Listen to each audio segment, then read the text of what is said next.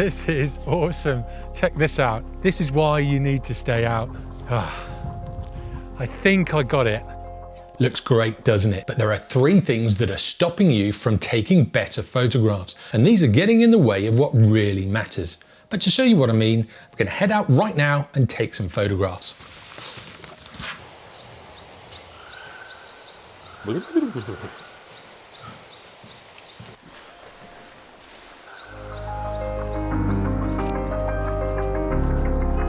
Now, first things first, you need to warm up. Creativity is very much like a muscle, and you need to warm up that muscle whenever you go out on a shoot. You'll probably find that when you take those first few photographs, they won't actually be that good. And this doesn't matter. Don't worry about it. It's because you haven't warmed up yet. I do this all the time. I take some pretty average photos. In fact, I'll show you some of the ones that I got on the shoot today, and then hopefully we'll get some better ones as we go on.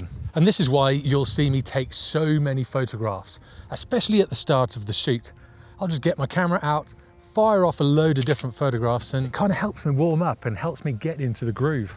After all, no one else is going to see your bad photos but you, so it doesn't really matter. Oh, by the way, that isn't the first tip. That's just like a bonus tip to get us started.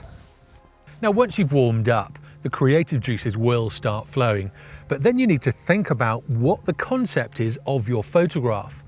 Is it a clear and concise photograph of something, or is it a jumbled mess? Now, if you look at this scene in front of me, it's massive and there's a lot going on.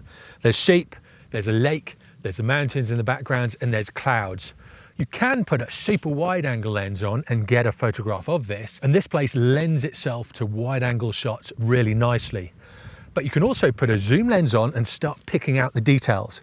It might be the windy road, it might be the hut, or it might be the mountains in the distance. Or it could be a beam of light hitting one of the cliffs as well. So just think about what the concept of the photograph is.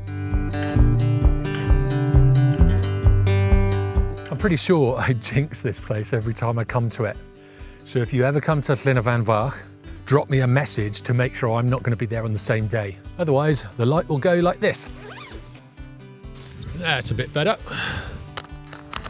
Anyway, onwards and upwards.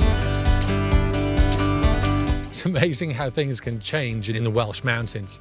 I think I've got a really nice time lapse from earlier before these clouds came over.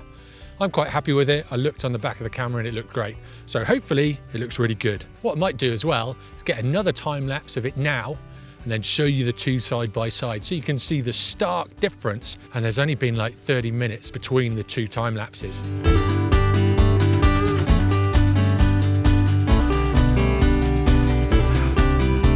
So I've just seen the rain and it's properly coming in. Oh no, I might have really misjudged this. Look over here, that's rain showers. And there's more that way as well. Now, the next thing to think about is falling into the rabbit hole of gear acquisition syndrome. I'm sporting an A7 IV. I swapped it out for my A7 III and I probably shouldn't have. So I basically spent £2,000 on a camera that's only a little bit better than the A7 III. Think about how you're going to spend your money. Are you going to spend it on gear, or are you going to spend it on going to locations? It doesn't feel as glamorous and you don't get that hit of endorphins when you buy something, but actually going to a location and doing a really nice hike or driving to a fantastic landscape location, there's nothing like it. And when you start doing this, you'll be addicted to that instead of addicted to buying gear. Or that's the plan anyway. I have to say I'm pretty much addicted to both, but I'm trying to stop buying things as much as I used to. This A7 IV should see me for the next 4 years. My A7 III saw me for 5 years, so this should do the same. That's the plan anyway. Whether I'll stick to it or not is a completely different thing. It has got so dark and dreary. I'm definitely going to get soaked. I'll take a photo this way to show you what I'm looking at and what's probably going to be falling on my head quite soon. Yep, it's time to get a move on. Now, it has started raining, so I might have to switch over to the GoPro soon.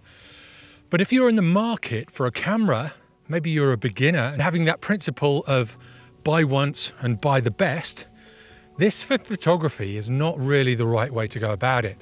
Photography is really modular, and you can build up over time. So you don't have to remortgage the house.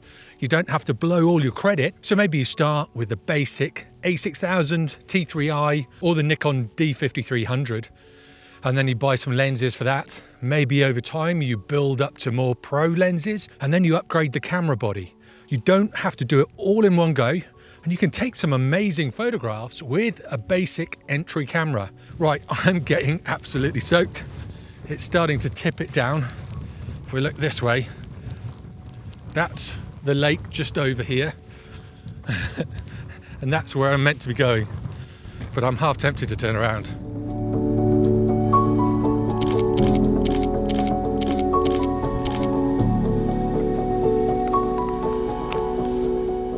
Now, even though it doesn't look like I'm going to get that classic sunset, I actually really like conditions like this.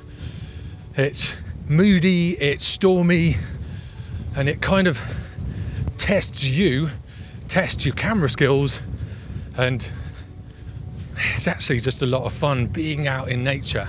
I've got a compass and a map as well, so I am prepared just in case I get stuck in fog and clouds. But yeah, I just love this.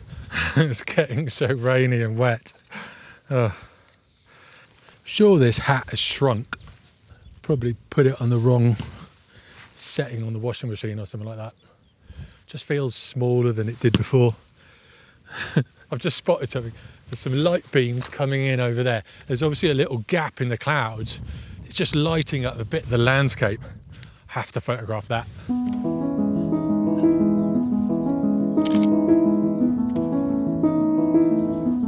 This is why you can never really leave a place unless you know a huge front's coming in and it's going to be completely wiped out. And if you can see this band of cloud here, that's got such a strong line. And then the mountains and the hills are all just layered up underneath it. I love this. It's awesome.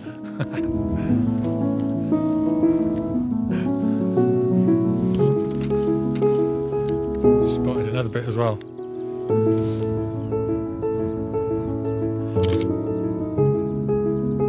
Now this actually leads on to the third point, and the third point is kind of connected to the first point as well. So it's kind of all intermingled. But when I first started doing landscape photography, I would turn up to a place expecting to get a really good shot. I knew how the camera worked, I knew how to expose properly for a scene, but I just wasn't getting that good a shot. So I was really confused, and it took me a while to work out that I was going to those locations at the wrong times. Uh-oh. Look at that fog coming through.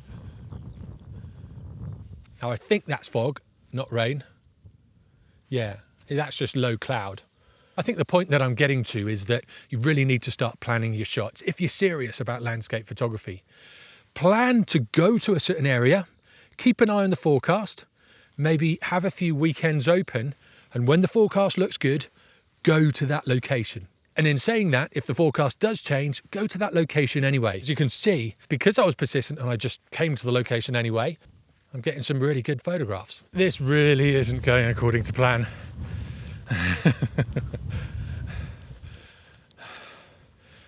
That's where I'm heading, up there on the peak. And that's where I've just come from.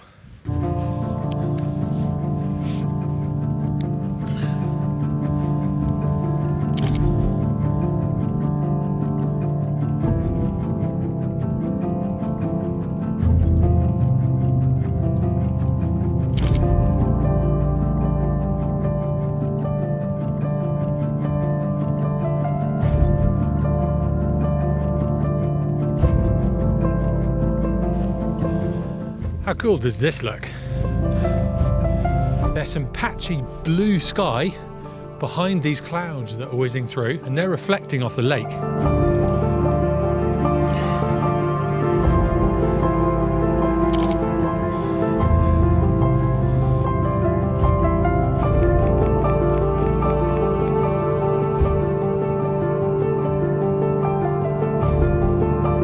Oh, and on the other side, there's some patchy light coming through. Looks like it's coming this way but I'm not 100% sure. I might have to work my way along the ridge. I'll show you what I mean. This is what's coming my way, I think. So I just need to get into place before they get here. This looks, it's just... I'm speechless. I'm gonna try and move a little bit further up because I think they could hit this. So let's get a move on. Here we go. Come on, take it.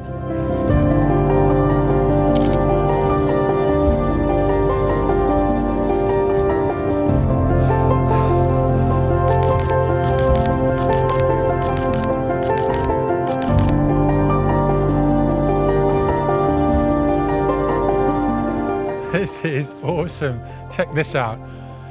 Oh, this is why you need to stay out.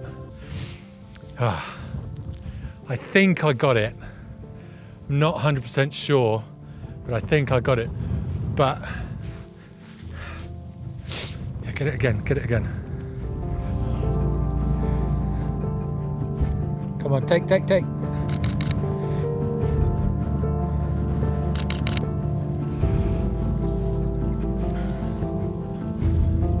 And like that, it's gone.